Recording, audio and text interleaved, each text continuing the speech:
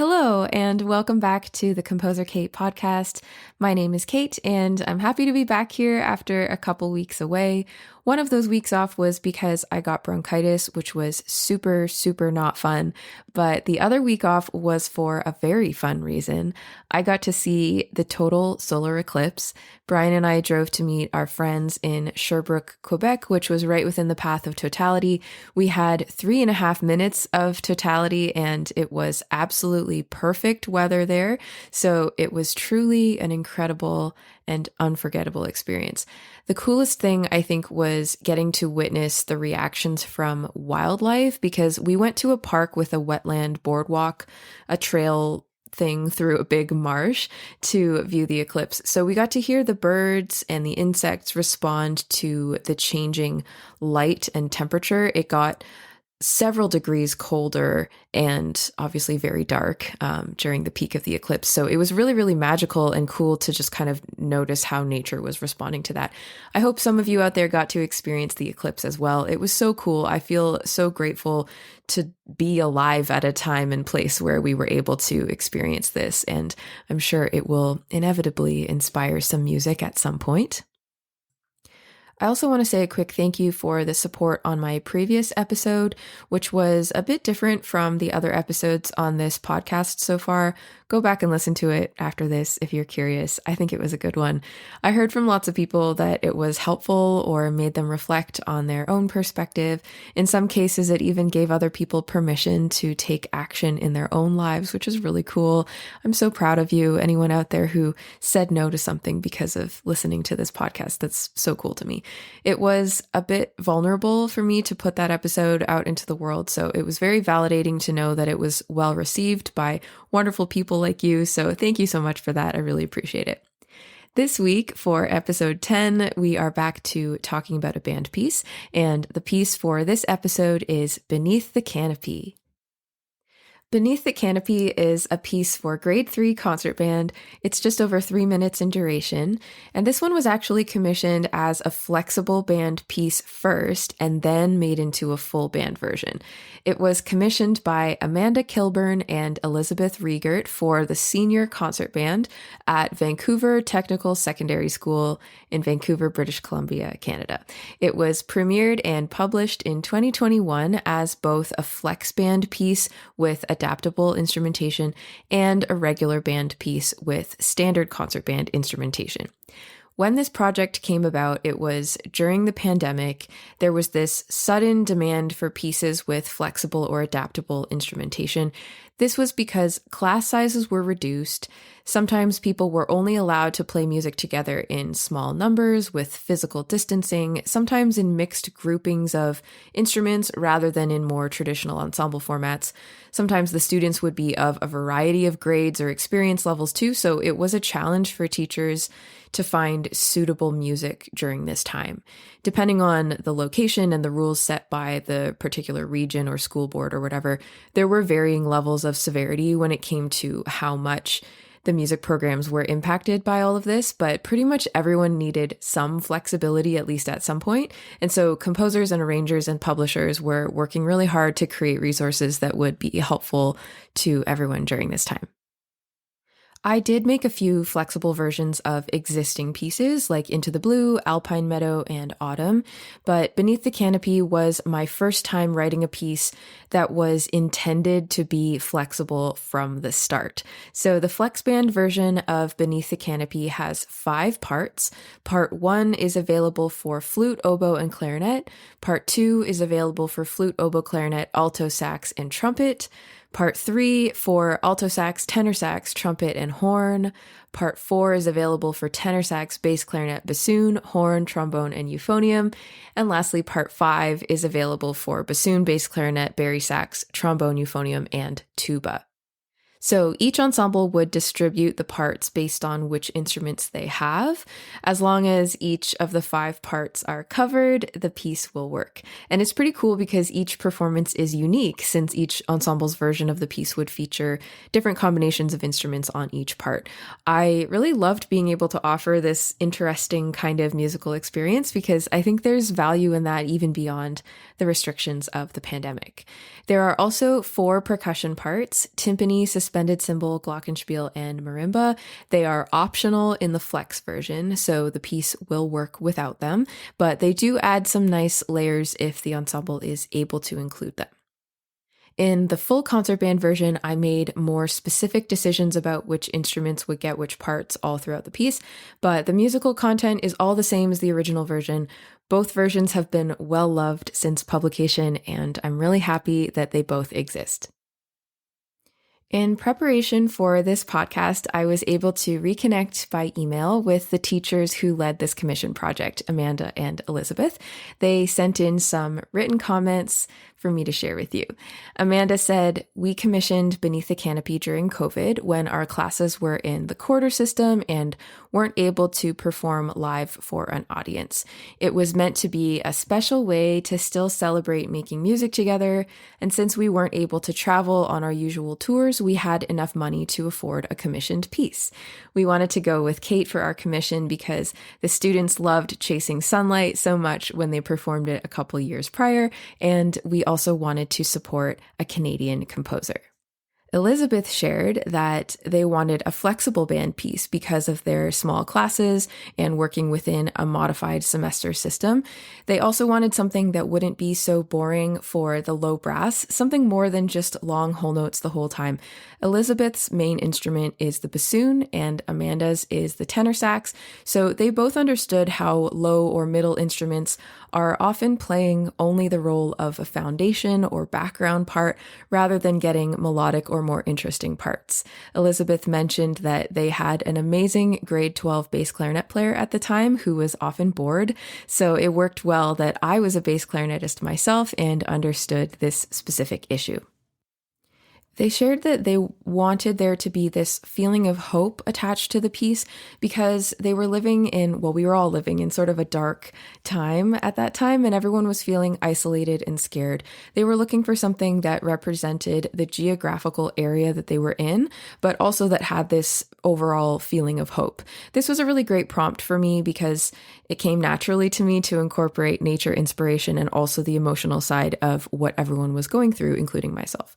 Amanda said, quote, "Since Kate was inspired by our natural landscape in BC, for our performance, we took the kids to the closest treed park and video recorded Beneath the Canopy, beneath some canopies."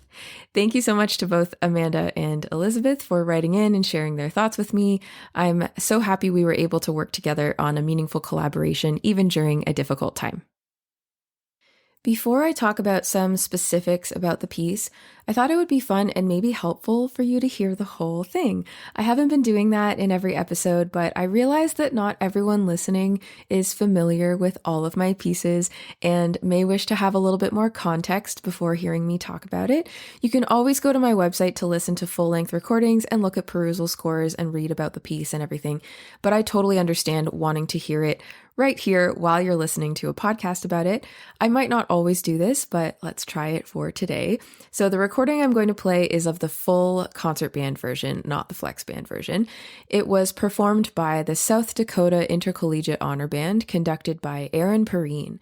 Aaron is a composer of gorgeous, nature-inspired, highly impactful music, and if you aren't familiar with his work, I highly recommend checking it out. I will leave a link to his website in the show notes, but he's also a really great conductor and has programmed my music and the music of other living composers on several occasions when guest conducting at honor bands. He always sends me a message to tell me about these performances, and I really appreciate it and him so, so much.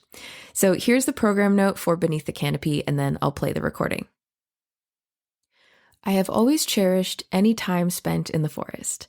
While the mighty and majestic treetops are what I'm drawn to first, I have come to enjoy observing and investigating the environment that exists beneath the canopy. It is here where many birds, animals, and insects make their homes, where mushrooms and mosses magically appear, and where visitors to the forest leave footprints on trails. Beneath the Canopy is a hopeful, uplifting, and energetic piece for concert band that is meant to evoke a walk through the woods. The layers of melodies and harmonies throughout the piece represent the various levels of the forest, from the ground to the understory and up to the canopy. The colors and textures within the ensemble depict the flora, fauna, and funga of the forest. So let's listen to this live recording of Beneath the Canopy.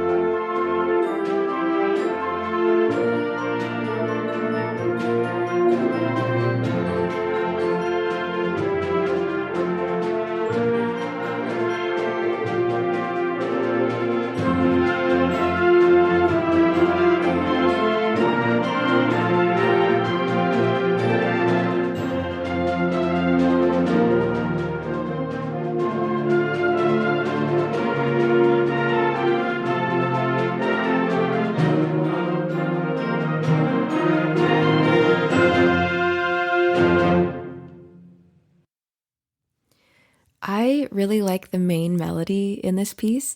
It's meandering and playful and catchy. It has a little syncopation in a few moments to help create a bit of momentum. It's repetitive enough to be memorable but not predictable. To me, it feels like the energy I have at the start of a journey, going for a nice hike or a walk in the woods, marching along the trail with enthusiasm, being joined by the energy of animals and birds and plants all around me. It's adventurous and optimistic, just like the commissioning school asked for. So I'm really happy with it. And coming up with this melody was all I needed to create the entire rest of the piece. It's the first thing I wrote for the whole piece, and then everything really just fell into place. So the first time we hear this melody in its full form is at letter B. It starts in the clarinets and marimba, and then adds flutes and glock, and then it continues on as we expand to include a lot more instruments and supportive lines as well. So here's a reminder of this main melody starting at letter B.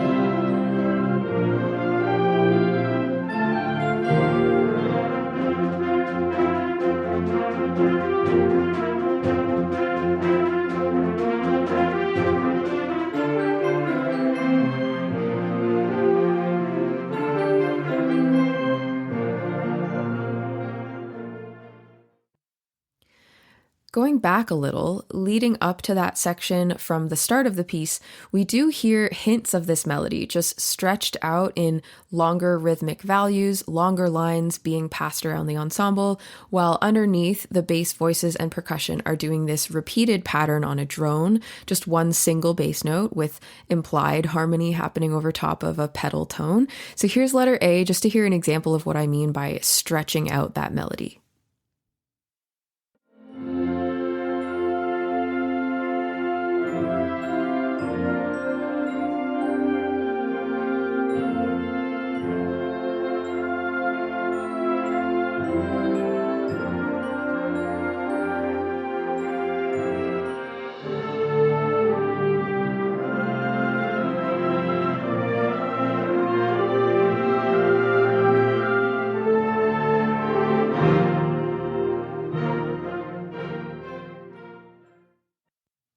When we get to letter D, it's marked meditative and it's at a slower tempo. This is meant to be a contrast to what came before it and what comes next, but the musical material is familiar. I took the first part of the main melody and modified it slightly and placed it over top of different harmony than before.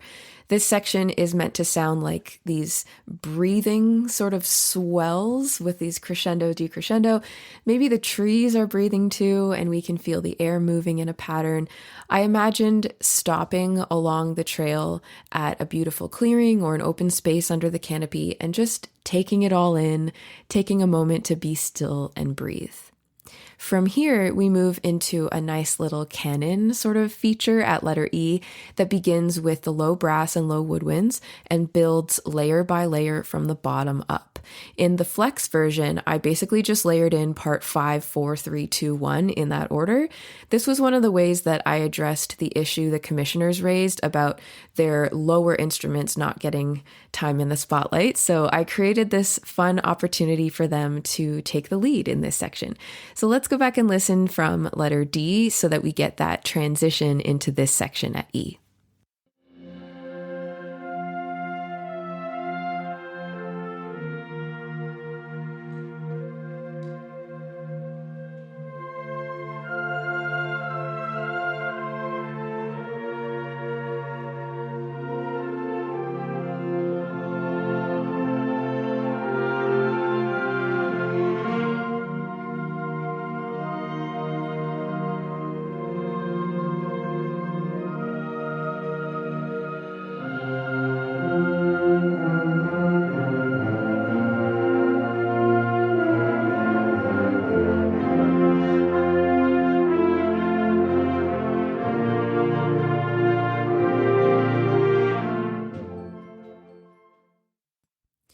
Okay, so from F to the end of the piece, I layered in all of the musical ideas from throughout the piece all together.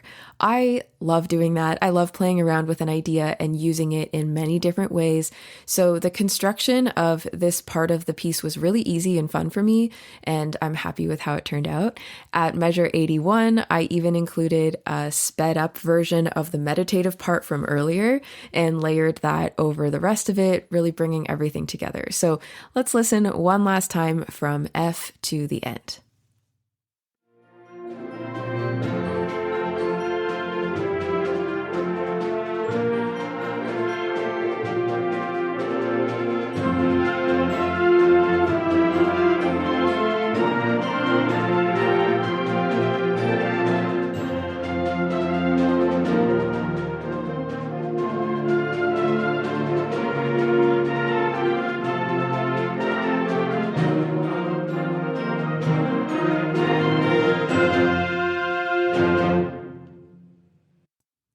Now that last bar with the eighth notes on beat 1 and 4 can be a little tricky, but I think it provides an opportunity for the ensemble to work on really locking in with each other, breathing together, subdividing always. The choice to include this little moment in the last bar instead of just writing one unison note, which would have been much easier for everyone, is one of the things that I did to make this piece a grade 3. So as usual, like with most of my music around this level, the notes aren't super difficult. Everything is well supported and idiomatic. So on the page, nothing looks overly technically demanding, but there are some tricky rhythmic things, and the parts require a bit more independence than at a lower level, requiring everyone to work together to really make this piece come together. Some general advice for anyone working on this piece, or most of my music really, is to be grounded and connected. Go take a walk outside and notice how you feel in your body and mind before, during, and after the walk. Notice what's around you, not just in front of you, but above, below, beside. Beneath the Canopy is all about noticing these little things, not overlooking these magical details closer to the ground. It's about celebrating all the little things that come together to make a big forest seem so epic. So keep all of this in mind and play the piece with lots of energy and spirit, but within a steady, grounded, loving, mindful container. I really love this piece, and I think it offers a lot of fun musical opportunities for everyone involved, and I'm just super happy that it exists. I mentioned briefly earlier that Beneath the Canopy was premiered outside beneath the actual canopy of trees in a park near the school that commissioned it. I love that they did this because, as many of you know, I'm passionate about creating opportunities for people to make connections beyond the music, and particularly being able to spark an idea for nature connection is something that really excites me. I know it's not always feasible to perform outdoors. There's a lot of logistics to consider, but if you're working on this piece or thinking about it for the future, definitely consider if it's possible outside to perform in your area. I think it's a really cool way to create memorable, non-traditional musical experiences for students and audiences too, inviting everybody outside to witness a musical moment. I think that's a really fun thing to do. Since its release, this piece has been popular with honor bands especially, but bands at all levels all around the world. I think it's just at an ideal level of difficulty to put together in just a few days, which is typical of most honor band type events, but it also works really well for community bands, reading sessions, and of course, middle school, high school, college bands that have more time to really dig in as well. A few notable performances I wanted to shout out are the APAC band in South Korea, conducted by Jay Longren last year. It's always very exciting for me to have my music performed outside of North America.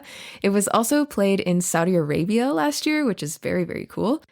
In 2022, the Rowan University Symphonic Band played it at their Earth Day celebration, which they actually titled Beneath the Canopy. It is such an honor to have entire events named after my music, to have concerts named after my pieces, but especially when it's something like an Earth Day celebration. That's awesome. Thank you to Joe Higgins at Rowan for making that happen.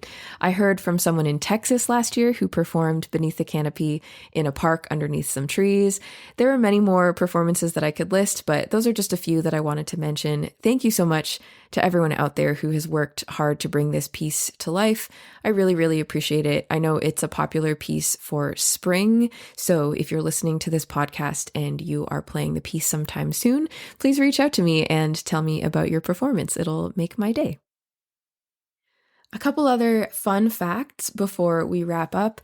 $5 from every sale of this piece is donated to Tree Canada to help with reforestation projects. I chose this amount because it's the cost of planting one seedling, so each copy sold represents one new tree. If you've bought this piece from my website, you can feel good about knowing that you've contributed to this initiative with Tree Canada, helping to reforest the forests. It's wonderful.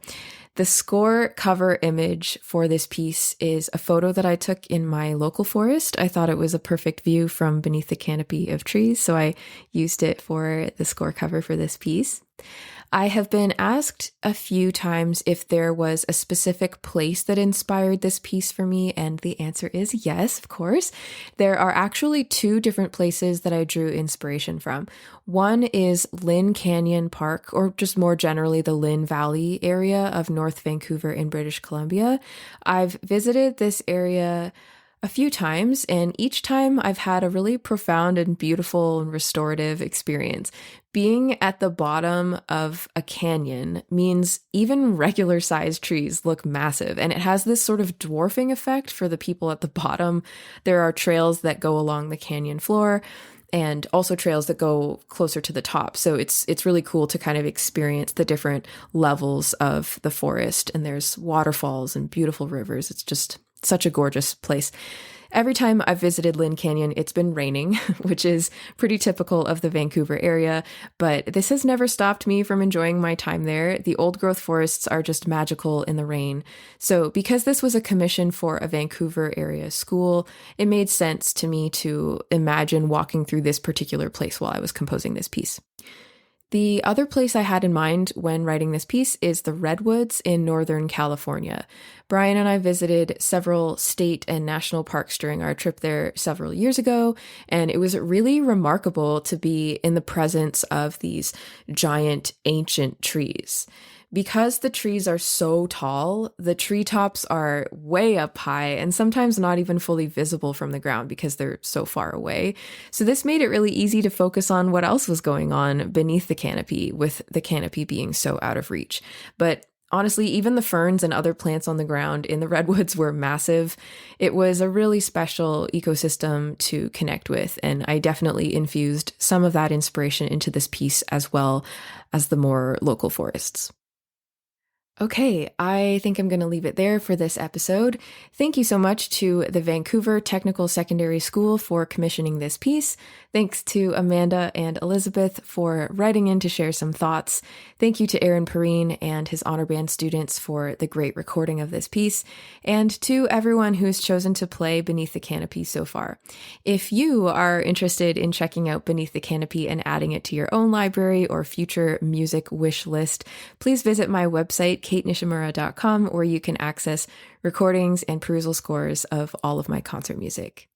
Something new that I've been doing on Instagram lately is doing shout outs for people who are performing my music on their recitals, concerts, festivals, etc. It's just that time of year. I was getting a lot of performance notifications, so I thought it would be fun to share some of those on social media. So if you're performing a piece of mine, please tell me about it with some details, and I'll share about it on my Instagram stories. I've been doing sort of a roundup of a bunch of shout outs every week or every few days whenever I am able to. I'm saving them all to a highlight called shoutouts on my Instagram page, so you can also check that out to see what other people have been performing lately, just for fun. If you have enjoyed this podcast, please consider subscribing to the Composer Kate podcast and sharing it with someone in your life. If you want to support me and help me grow my audience, you can leave me a rating or a review. It's super easy to do on most podcast apps. Thank you so much for listening, and I'll see you next time.